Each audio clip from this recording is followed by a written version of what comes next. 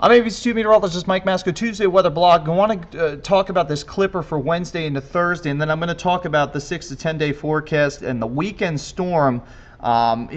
This pattern we're expected to get into that I had started talking about last week. It was criticized a bit.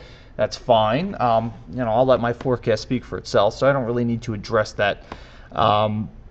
The clipper, though, we have to focus on because there's a couple of interesting things I'm picking up. And again, this is Wednesday afternoon, Wednesday evening. I saw there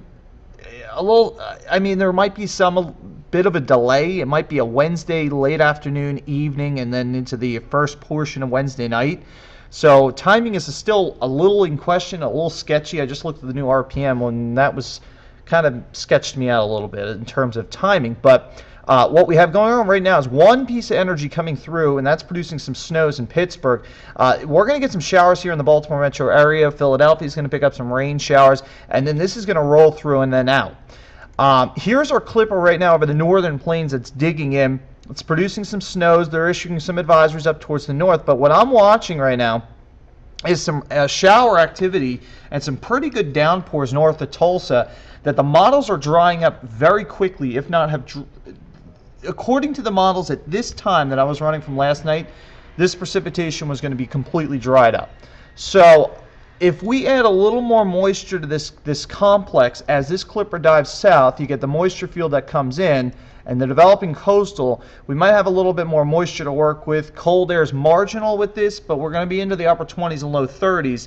So our ratio should be 10 to 1. So that might change the outcome. So right now I'm discrediting our new NAM that just came in. I'm not going to even bother showing it to you because I just don't think it's a viable solution. But the new GFS looks pretty good in terms of that added moisture coming in. Here's the clipper system coming in. It's going to run right along the Mason-Dixon line. You'll have your best lifts along right along the track of the low. You'll have your highest ratios to the north, lowest ratios down to the south. So we're going to be right in between. So here's your 534 thickness line. Here's your rain snow line down to the south. So we're probably looking at all snow north and west of Baltimore. It will be snowing in the Baltimore, D.C. beltways, but probably not sticking Wednesday afternoon, and then the storm is going to exit out. So you look at the GFS. Here is accumulated snowfall. This is right here. This is the half-inch line going from the city just outside of the northwest of D.C. suburbs, and then as you get into northern Virginia. And then you look at the yellow, this is the 1-inch line of the GFS as it's going into northwestern Carroll County.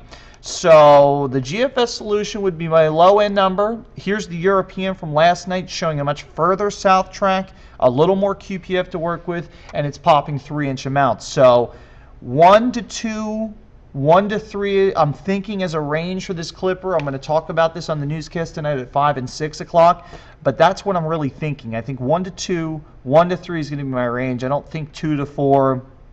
I mean, some areas north and west of 95 is going to probably end up with 2 inches. And I think a lot of this accumulation, because of the time of day it's coming in, if this was an evening night event, then maybe we'll be stressing the 2 or 3 inch amounts. But right now I'm going to hang closer to 1 to 2, 1 to 3 with time of arrival and most of the accumulation on colder surfaces. So clipper headlines, Wednesday morning's commute along 95 is going to be fine. Cloudy and cold. Light snow is going to move in late morning hours, early afternoon hours, and we'll see our accumulations by Wednesday evening. Again, generally speaking, 1 to 2 inches on cold surfaces, and maybe a little slush on the secondary roadways. Then we get into the fun stuff. Here's the 1 to 5 day from last night's operational European mean, showing us that we're starting to transition. That would be this model's running through Sunday, and not taking into account the coastal storm, but that's why we're seeing these cold anomalies and cold pattern 500 low height 500 field as you go across the eastern United States. But the big attention grabber should be this west coast ridge that's developing.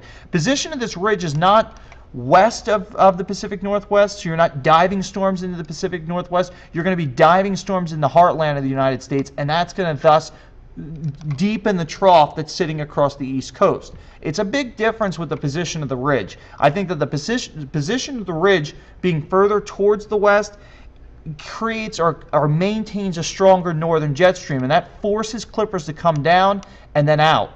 I think this is a different situation because the stronger this ridge is, we pump this north, we pump this west, you have more of a digging clipper that's going further south, and it allows to phase a lot quicker with the southern jet stream, thus developing coastal storms.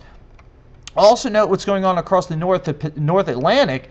You have another height field that's developing a strong positive sitting there, and that could allow for more of a blocking situation. It's not the perfect NAO setup, but it's a lot better than where we've been. Look at this map, 6 to 10 days out. It's unbelievable. The core of the ridge is sitting across Seattle. Thus, you have a very, very strong negative sitting not over northern New England, not over the Great Lakes, but you have a negative that's sitting over the southeastern United States. This is a pattern that it's almost a classic textbook, minus the fact we don't have this strong ridge sitting across Greenland. But you do have a ridge sitting across the North Atlantic, and that could help things out. It could slow down the jet a bit. It could allow for more of a phase. And this was last night's European, and then look what happens as we get in the weekend. Bam! You have coastal development off of Atlantic City. This is the operational European. This is the ensembles agreeing with the operational run, showing a 990. Would be a fully phased low sitting off of Atlantic City. And then everybody goes, well, wait a minute. The GFS isn't showing it. Well, now the GFS is showing it. This is the 12Z. And I want to show you, look at the core of the ridge moving into Northern California. You have all this energy dropping further towards the south. You have your southern jet stream right in here, and you have the development going on. The 500 millibar low sitting somewhere over Charleston, and to the northwest of that low, there's your coastal storm, and then that's wrapped up. There's going to be questions about timing. There's going to be questions about precipitation type.